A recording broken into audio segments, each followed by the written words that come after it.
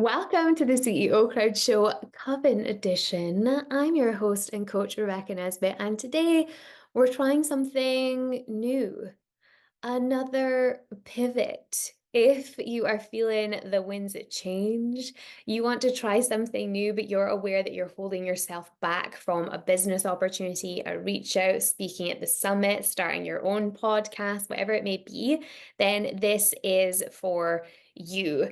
And we're going to start with kind of where this came from, a lot about being scared, and then how to do it anyway, I guess. Being honest, the last 6 months has changed my entire perspective on business, on the world, on my inner world. And when we change, I do believe that our businesses follow suit. You can't just change in one area. I had a coach once that would always quote, "How you do one thing is how you do everything." And in this moment, it feels very accurate. So we're testing a new style of event over here at the CEO Crowd. And I have a message for you if you're considering something new, if you're in a pivot, just like me. I feel like I'm about to step into the fire and I don't know how it's going to go. Like, I'm praying I come out the other end like Daenerys Targaryen, have 3 dragons, but it could quite as easily be my business burning to the ground. And these are usually the moments that we share in hindsight with deep reflection and, more importantly, results to back it all up, sharing with everyone to help everyone rise. And this is very different because I know it sounds dramatic and I'm actually a very dramatic person, but this is different because I'm in it. And this wisdom comes from trust that no matter what, it will all work out for the best. This wisdom comes from believing that I'm here to do more healing and that this is a way to do that. And this wisdom comes from my ancestry that's literally made up of like warriors and healers encouraging me in this direction. And me not only listening, but diving in head first and taking action. I think that we can all hear the messages. I believe that to a degree, we're all connected with our intuition. We just choose whether we want to actually hear it that day or not. So it takes courage and bravery and sometimes like everything you have to then do the work. And if you're going through something similar, like, I want to say that I get it. I'm scared too, but I'm going to do it anyway. And the first place I'm going to do that is here and share with you what that is, what that looks like, and how it's so freaking different from what we do now. So, what we do at the CEO Crowd is not going to change. We are a source of connection for entrepreneurs in the online space.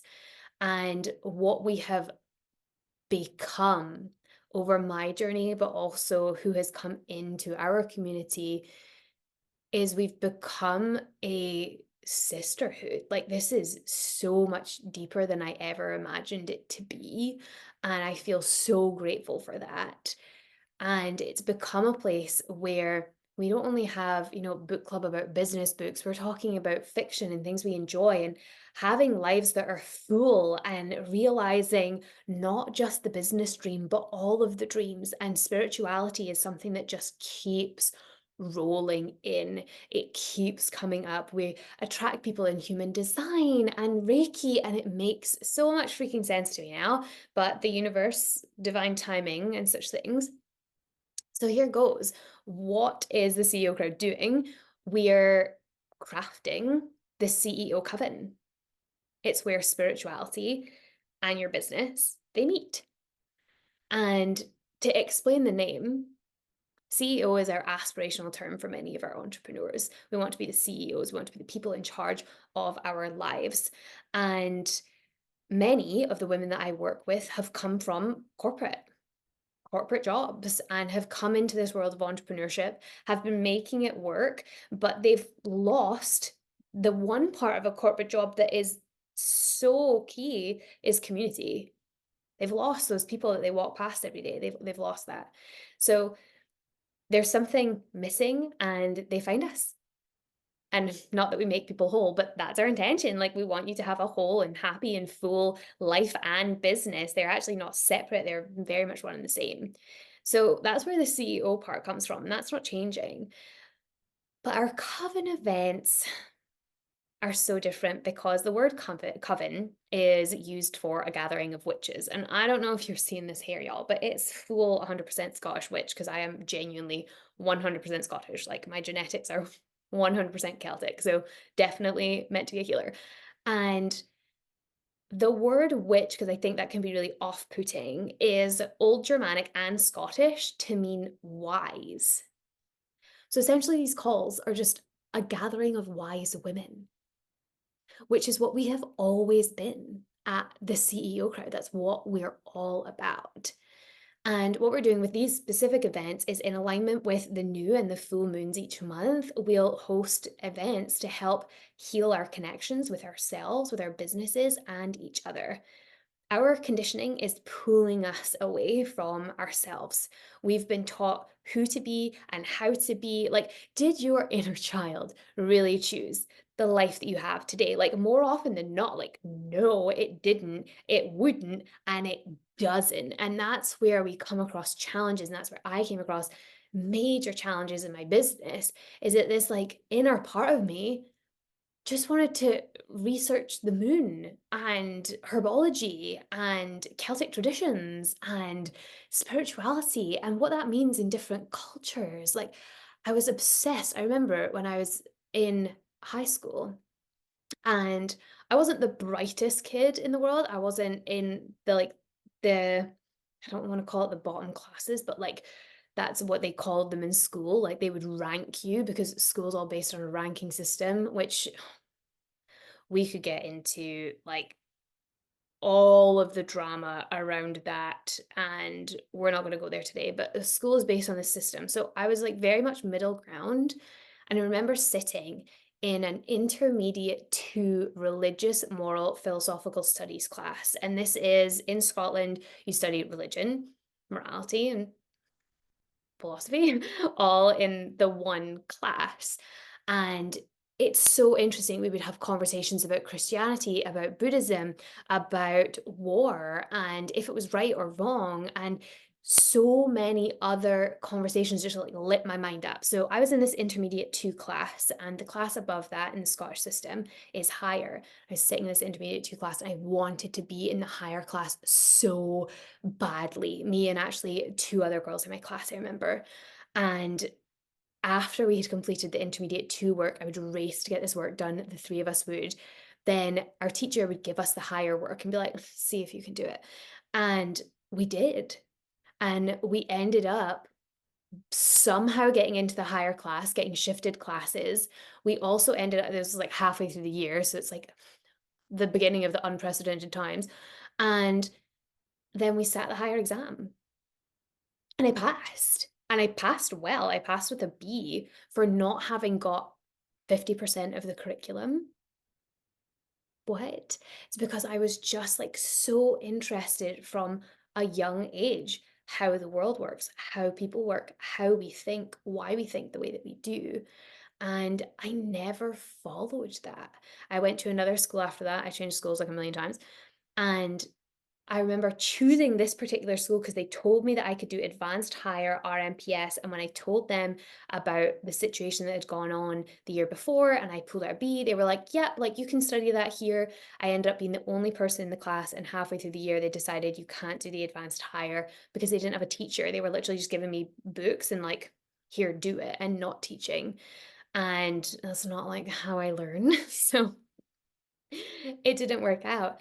But I didn't pursue it after that. I was like, I've fought so freaking hard for this and now I'm tired. And I was like 18. I definitely didn't know better. And I was very much like, I just want to go and ride horses for the rest of my life, which is what I did for like a year after school. But I was so excited by spirituality and beliefs and if I was to ask like my inner child in school or inner teenager, like what lit her the F up, like it was that. And I had parts of that in coaching. And I have loved like every minute of coaching so much. And I just see like this whole other world when we open up to being inclusive of spirituality, and it just like fills my soul.